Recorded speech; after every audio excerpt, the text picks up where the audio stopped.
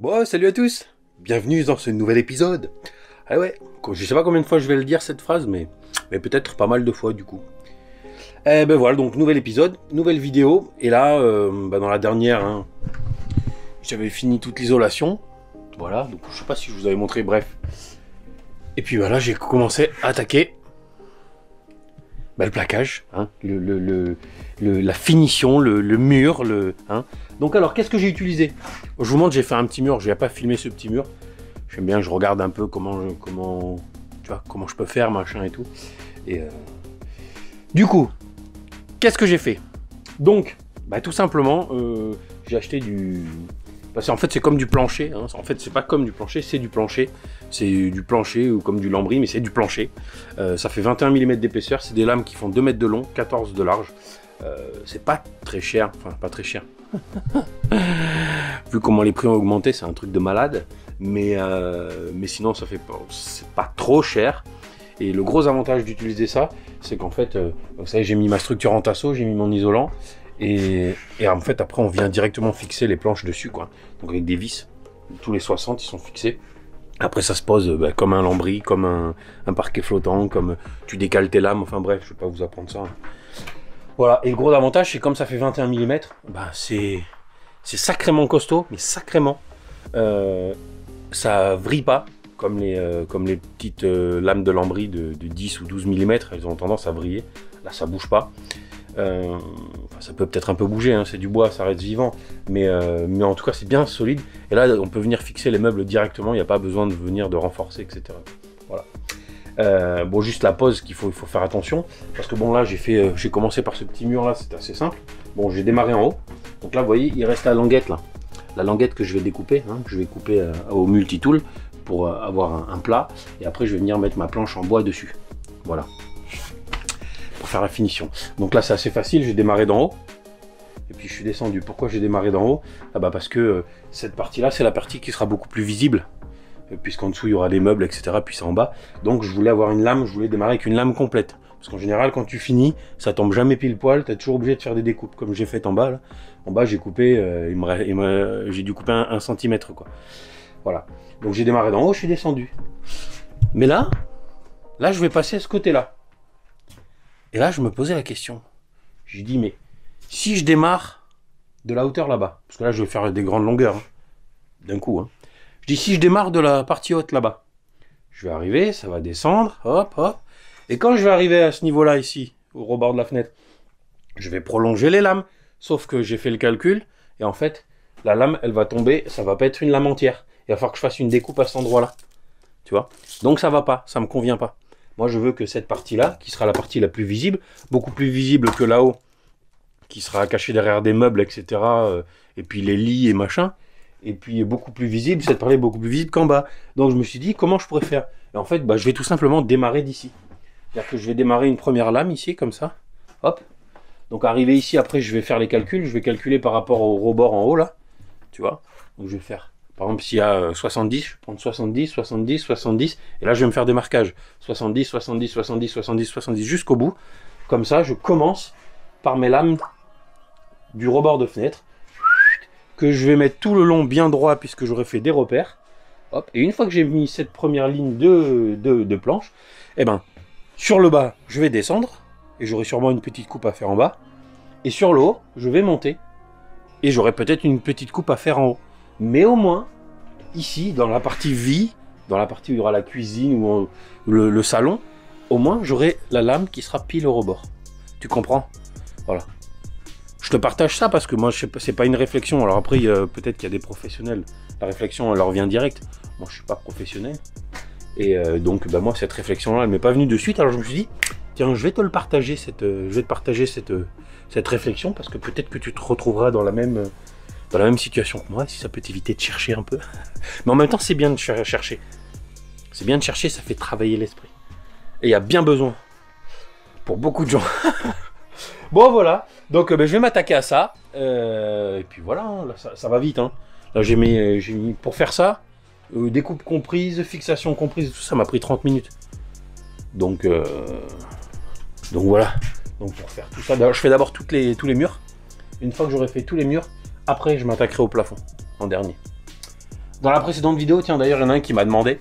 Il m'a dit, ouais, comment t'as fait pour isoler en dessous? Alors pour l'instant, j'ai pas isolé là-dessous. C'est parce qu'en fait, ça c'est une plaque en tôle et dessous, bah, y a de la tôle aussi. Quand je les ai démontés, j'ai regardé comment c'était dessous et concrètement pour isoler en dessous, mais vous verrez à ce moment-là. En tout cas, je vais faire mon toit en bois qui va arriver jusque là au ras et j'ai fait en sorte en fait de pouvoir continuer à venir le démonter. Vous voyez, il y a les vis là, donc je pourrais continuer à le démonter. Donc je finis mon toit et après je viendrai démonter ça et je viendrai isoler en dessous. Alors j'ai isolé au-dessus, mais vous allez voir parce qu'il y a une double tôle, enfin bref. Et après je viendrai isoler avec sûrement du liège projeté. Pourquoi? Parce qu'à cet endroit-là, si vous voulez, je ne peux pas mettre d'isolant épais comme du stérodure ou du polystyrène. Parce que j'ai besoin de... Si vous voulez, il y a un support dessous avec des vis de fixation. Donc je ne peux pas mettre un isolant épais. Par-dessus, oui, il y a une espèce de tôle en V là. Par-dessus, oui, j'ai mis de l'isolant. Mais par-dessous, non. Et comme si vous voulez, c'est de la tôle qui est rattachée à la carrosserie. Si je n'isole pas avec du liège projeté ou autre, je vais voir, là, je suis en train de voir plusieurs trucs. Si j'isole pas, eh ben, ce qui va se passer, c'est que je vais avoir des ponts thermiques. Et je ne veux pas avoir de pont thermique. Donc il faut que je coupe tout pont thermique. Voilà. Mais on verra à ce moment-là. J'en parle là parce que j'ai quelqu'un qui dans les commentaires, dans la précédente vidéo, qui en a parlé. J'ai dit, tiens, il faut que je le dise parce que il y en a peut-être qui se posent la question. Voilà. Bon, allez, je pose la caméra et puis je vais mettre le bois. Bois. Ah, ça me donne envie de boire, tiens. Bon, allez, de l'eau, hein. On est la journée. Je vais te poser, je sais pas, peut-être je vais te mettre un petit accéléré. Non, parce que je voulais pas en mettre dans mes vidéos des accélérés, et puis il y en a plein qui m'ont envoyé des messages en me disant « Oh si, moi j'aime bien, machin. » Putain, c'est dur de satisfaire tout le monde. Hein. Donc ce que je fais, c'est que je mets des accélérés pas longs. Vous avez vu, quand je mets des accélérés, je mets très vite.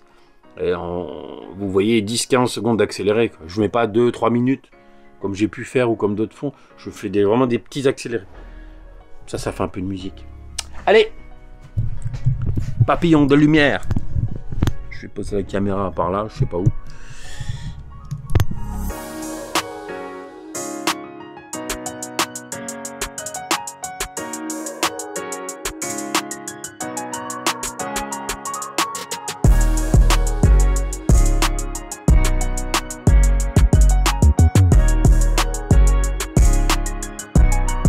Bon, j'ai coupé la caméra. Il y a ma fille qui est venue m'aider. Comme je veux pas qu'elle apparaisse à l'écran. Bon, entre temps, je me suis éclaté le doigt. Ouais, c'est bien, c'est le doigt, c'est le bon doigt. Tiens, regarde, je me suis fait mal. Putain, je me suis éclaté le doigt avec la masse. Maman, ça fait mal. J'ai gueulé comme un putois. Oh putain. Ah. Donc voilà. Bon, j'ai mis une première rangée de lames. Qui, sans mes filles, je n'aurais jamais pu le faire. C'est tout seul, c'est compliqué. Puis la deuxième, j'ai commencé la deuxième rangée. Voilà, je fais une pause, j'ai vraiment trop mal au doigt. Putain, ça me lance. Je vais aller poser, faire un pansement. Puis on se retrouve après. Hein, finir ce mur. Bon, ça va aller vite. Ça va vite avec le plancher comme ça. Enfin, le lambris, quoi. Ça va très vite. Bon, il faut que ce soit ajusté, hein, mais ça va relativement vite, quoi. Donc voilà. Petite pause syndicale. Allez, on se retrouve de suite. Allez, c'est reparti, je continue.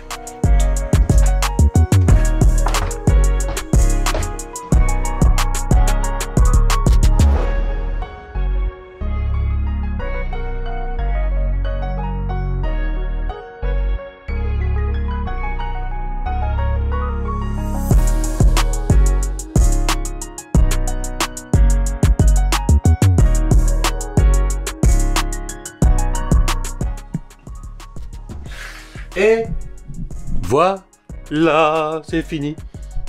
Bon, j'ai fini ce mur. Il me reste le mur de fond là-bas. Et puis c'est parti.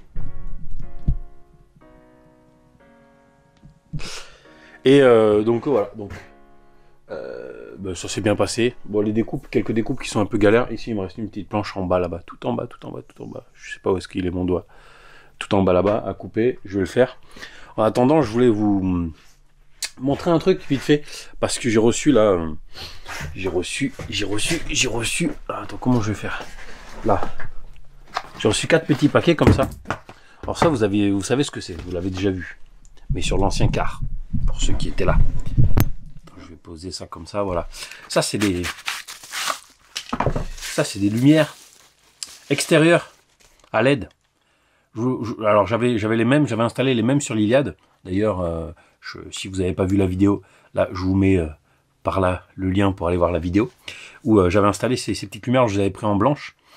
Et en fait, pour moi, c'est un indispensable maintenant. Quand on est parti en Grèce, concrètement, ça m'a sauvé la vie plusieurs fois pour faire des manœuvres la nuit, quoi. Et alors en fait, ces lumières, il y en a 4. J'en mets 2 au-dessus des essieux, au-dessus des roues arrière, en fait, au niveau de l'essieu arrière, de chaque côté. Et en fait, en le mettant au-dessus, ça éclaire tout,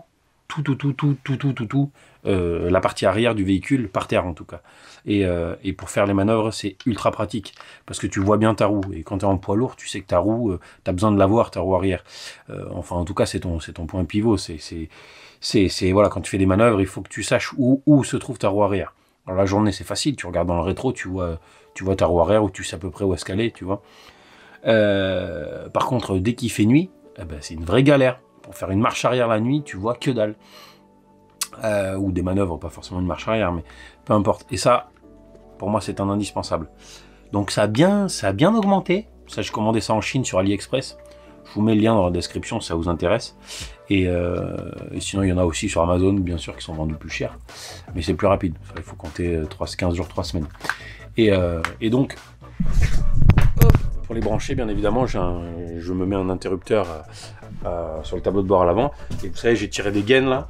Et du coup, bien évidemment, j'avais pensé à laisser sortir des câbles. Vous voyez, les câbles qui sortent de là-haut, là et là, c'est les câbles pour brancher ça. Et ça, je vais les fixer. C'est pour ça que je les ai pris noirs. Je vais les fixer sur la bande noire, juste au-dessus de l'essieu arrière. Et là, en fait, ça éclaire après vraiment tout. Voilà, donc je vais installer ça. J'ai reçu les lanterneaux aussi, mais je vais pas les installer. Alors les lanterneaux, j'ai trouvé des lanterneaux de bâtard. je vous montrerai ça plus tard. C'est des lanterneaux tout automatiques. Ils s'ouvrent automatiquement, la ventilation, enfin bref. Il y a entrée d'air, sortie d'air. Mais surtout, il y a un capteur de pluie dessus. C'est-à-dire que s'il se met à pleuvoir, tu as ton lanterneau ouvert avec la ventilation, il se met à pleuvoir. Le truc il se ferme tout seul. La ventilation se met au ralenti. Et alors, c'est pas tout, parce que sur le lanterneau, mais je vous montrerai, il y a un panneau tactile dessus. Mais t'as vu comme c'est haut? Là, pour aller toucher le lanterneau. Et du coup, j'ai trouvé des lanterneaux qui avaient une télécommande. Et en plus, ils ont un panneau tactile déportable avec un câble RJ45. Tu as 5 mètres de câble. Donc tu peux mettre ton panneau de commande où tu mets l'ouverture, la fermeture. Tiens, il y a un bébé. Un petit chat. Alors le bébé. Vous venez voir faire les travaux. Ça, c'est des bébés chats qu'on a trouvés dans la paille. C'est une chatte sauvage qui les a abandonnés. On les a sauvés, ils étaient tout petits, trop mignons. Tu sais. Alors, j'ai acheté un bibi et tout, on a acheté du lait pour les bébés parce que c'était tout minuscule. Enfin bref, c'est pas une vidéo c'est pas une vidéo animalière, mais regarde cette tête. Viens là, petit lardon. Viens là, petit lardon. Là. Bref. Et ça y est, ils vont pas arrêter de monter. Alors, viens. Voilà, ils sont sauvés, mais quand on les a récupérés, ils étaient minuscules, quoi. Il y a une chance sur deux qui laissent la conne. Bref, je sais plus ce que j'ai, les lanterneaux, je vous ferai une vidéo dessus, parce que sont top. Et voilà, et oui, ça vous l'avez pas vu, mais pour tirer mes gaines qui arrivent, avec mon câble, pour les lumières arrière. Oh, j'ai reçu aussi la caméra de recul. Faut que je l'installe. J'ai trouvé une bonne petite caméra de recul aussi en HD là, qui est vraiment pas mal, quoi. Bon allez, je continue là, et puis je vous reprends. Bon, j'ai rien filmé, j'ai rien filmé entre temps là. Il fait tellement chaud, mon Dieu. C'est dur là, j'ai du mal à avancer un peu. J'avance un peu au ralenti, mais avec la chaleur qu'il fait. Bref, j'ai fini tous les murs. Et puis j'ai attaqué le plafond, là. Voilà. Moi j'ai rien filmé du tout. C'était... Laisse tomber, quoi. C'est trop redondant, c'est redondant. Toujours la même chose. Moi ça me fait chier de le filmer. Vous, ça vous fera chier de regarder ça. Donc j'ai avancé, voilà. Donc j'ai commencé à mettre mes lames. Là j'arrive dans l'angle, là. Donc là maintenant j'ai testé avec une planche là, c'est bon, ça cale nickel, ça se cale nickel et tout. Je vais peut-être vous filmer ça. Et voilà, les murs c'est bon jusqu'au fond. Là voilà, j'ai juste en bas, là, il me reste la finition à faire, mais je le ferai en dernier avec les chutes des planches. Plutôt que de gaspiller du bois, là je ferai avec les chutes ou avec les planches qui sont abîmées. Il me reste au bout là-bas. Et puis un petit peu là-bas, voilà. Quelques planches, mais pareil, je fais avec les chutes en fait, comme c'est des morceaux, j'ai dit plutôt que de gaspiller. Voilà, et puis ben voilà, hein. Donc là c'est pas mal parce que, comme je vous avais dit, ouais, je suis allé venu caler ma planche juste au bord là, et du coup comme ça, hop, voilà, mes fenêtres elles s'ouvrent nickel. Là la petite languette ici, je vais venir la couper avec le multitool pour que ça soit bien plat. Et puis voilà, hein. Toujours la possibilité d'ouvrir. Voilà, bon, c'est assez propre, hein, ça va, c'est cool. Ça permettra de, j'ai pris un peu de temps, mais ça permettra de ne pas avoir besoin de faire de finition, quoi. Alors je vais peut-être quand même mettre une petite baguette d'angle là. Je sais pas, je vais voir. Faut que je vois. C'est une petite cornière en bois en fait. Je vais voir pour faire, allez, pour que ça fasse un truc nickel. Puis voilà. Hein. J'ai passé, ah oui, j'ai pas, ah oui, j'ai rien filmé donc forcément les câbles là des lampes là sur les côtés. Parce qu'avant de fermer sur les côtés, il fallait que je passe tirer les câbles. Donc j'ai tiré les câbles, j'ai mes câbles qui sortent là à l'extérieur des deux côtés. Câbles pour venir mettre mes petites lampes. Il faut que je les mette d'ailleurs rapidement avant qu'il pleuve. Enfin en même temps, vu les températures qu'il fait, vu le temps qu'il fait, on va pas avoir de la pluie tout de suite. Bon voilà, donc je vous faisais une petite vision. Je vais arrêter de filmer là. La vidéo s'arrête. La prochaine vidéo sera, je pense, on va rentrer un peu plus dans l'aménagement. Parce que là, c'est vrai que c'était le gros œuvre. Là, normalement, demain j'ai fini. Hop, un gros toto. J'ai fini ça demain, donc prochaine vidéo, vous verrez plus ça. On va attaquer la salle de bain.